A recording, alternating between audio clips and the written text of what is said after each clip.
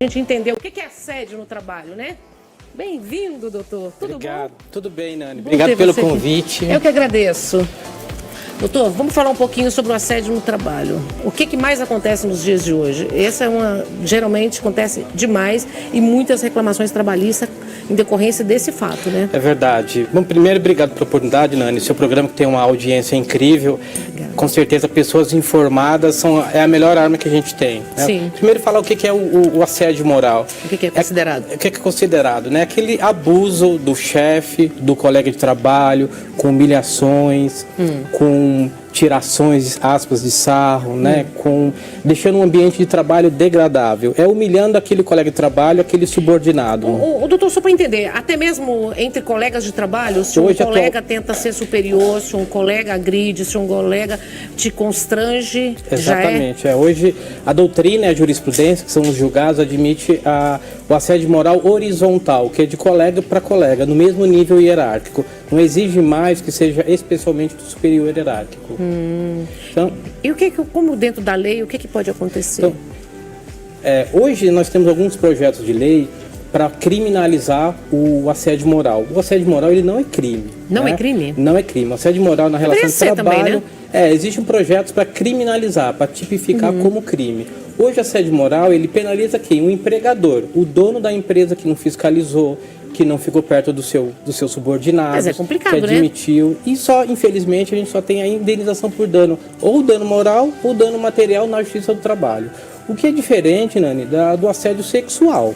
Né? O assédio sexual é aquele que já tem conotação sexual. Né? Então, aquele chefe que fala, aquele famoso, olha, o teste do sofá, ou para você conseguir alguma coisa, você vai ter que me favorecer sexualmente. Esse sim é criminalizado, é crime tipificado no nosso Código Penal. Ô, doutor, mediante dentro do trabalho, né, de empresas grandes, por exemplo, quando um colega constrange o outro, que ele tenta, sei lá, gritar, falar, ou mesmo deixar constrangido mesmo a pessoa perto de outra, o que pode acontecer?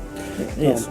É importante que se diga que primeiro a empresa ela tem que implantar normas para coibir esse tipo de situação. Tem que dar treinamento, tem que deixar canais de reclamação, canais de ter acesso aos sócios, à gerência, aos diretores, aos encarregados. Para quê?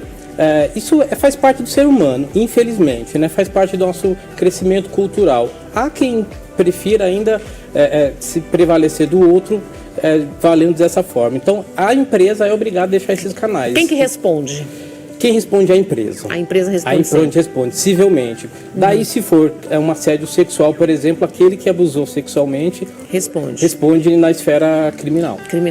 E hoje, mediante os crimes, o que mais tem acontecido? Olha, o que a gente vê bastante aí com Porque está tão avançado, está tão em cima o tempo todo, tão novo, verdade. Né? E veja que assim, a mulher há pouco tempo nem votava, né, Nani? Você sabe disso. E aí, tudo a gente tem que fazer lei para dar a mesma proporção para as mulheres, lados, né? Então, temos implementados, nós temos aí a Lei Maria da Penha, que protege a Maria da Penha. No ambiente de trabalho, precisa ter normas para, pelo menos, dar a mesma oportunidade de trabalho para as mulheres. O que a gente tem visto na prática, né, inclusive, essa questão de importunação sexual, que é um delito novo. Nós tivemos aí um deputado que apalpou os seios da sua colega de trabalho e está respondendo crime. Isso a gente vê também no ambiente de trabalho. Então, entre colegas mesmo, né? Pode acontecer. É possível. Se eu me sentir ofendida por um colega, a quem eu devo recorrer? O que procede dentro da lei? Por exemplo, um colega me ofendeu, eu me senti extremamente mal. Exatamente. A primeira coisa que você tem que fazer é mostrar para ele que não é brincadeira, que você se sentiu ofendido. Se esse assédio perdurar, aí você tem que reportar um profissional ou um superior seu. Para quê? Para que ele tome providências. Agora, tem Não sendo tomadas providências, o que pode acontecer? Dependendo da conduta, que pode ser desde um crime contra a honra, tem xingamentos, tem palavrões que você não admite, isso é crime. Isso você independe de atividade da empresa, você pode procurar uma delegacia de polícia, as DDMs, a Delegacia de Defesa da Mulher, e relatar o ocorrido. Faz prova com colegas de trabalho, por e-mail. Tem alguns palavrões, alguns xingamentos não são admitidos, especialmente para a mulher, né? Então, não só reportar o seu superior, mas especialmente ir até uma delegacia de polícia para que ele responda um processo crime. E aí não só civil contra a empresa. E aí dentro da empresa, por exemplo, quando acontece isso, você pode se sentir constrangido também, né? Vai que é um superior, a pessoa que te ofendeu tá dentro de um cargo superior.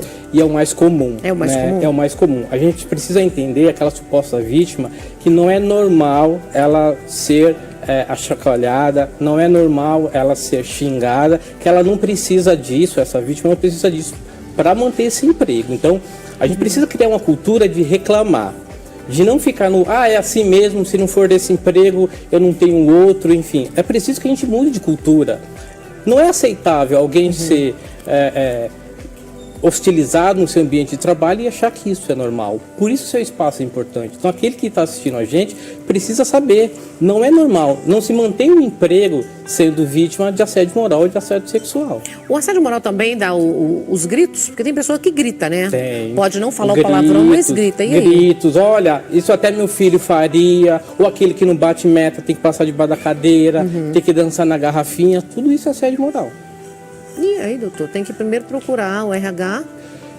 Né? Primeira coisa, relata aquele que te ofendeu. Fala, olha, eu não gostei, se foi uma brincadeira, eu não gostei. Se isso persistir, e aí o assédio moral exige uma habitualidade, não é uma só vez. Se isso persistir, relata ao seu superior para que ele tome providência. Faça prova, se nada for feito, procura a Justiça do Trabalho para ingressar com indenização de danos morais e ou materiais. E quem que paga a indenização nesse caso? A empresa tem que pagar? Porque ela tem a obrigação de fiscalizar, de controlar os seus funcionários. Se ela não faz, ela que gerencia todo o negócio, se ela não faz, ou assédio moral, é ela quem é responsável civilmente. E quando há troca de farpas, por exemplo, gritar comigo, eu vou gritar. E aí?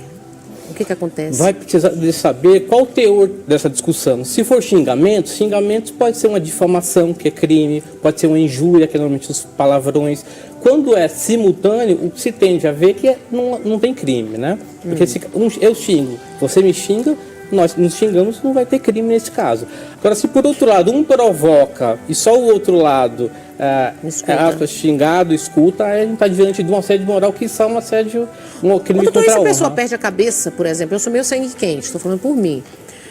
Se a gente perde a cabeça e enfia a mão na cara da pessoa, digamos assim, para entender a lei, a ação, o que pode acontecer? A gente tem Porque assim, a pessoa provocou, né? Exatamente. Só para entender.